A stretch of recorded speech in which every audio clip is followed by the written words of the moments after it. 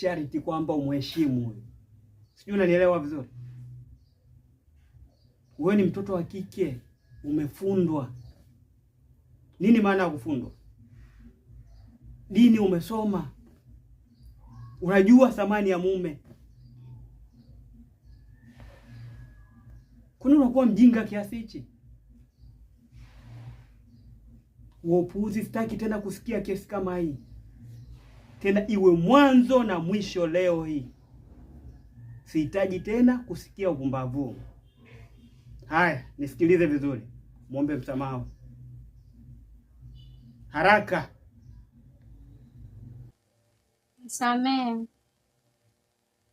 Ndo namna ya kuomba msamaha hivyo, si ndivyo? Usimwambie nisamehe mjomba. Teremka hapo, nenda muombe msamaha pale.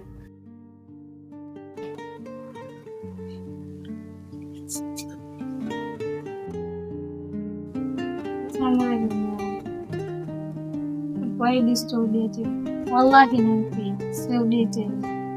Una hakika unachokisema mke wangu au kwa sababu mwana mjomba amekaa pale? Namaanisha. Kweli.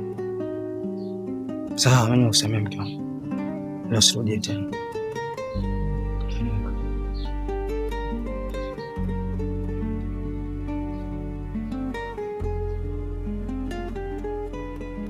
Mjomba, naamini haya yamekwisha.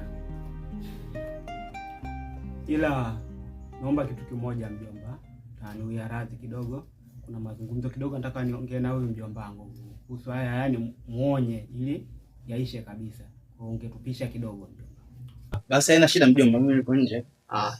Inshallah.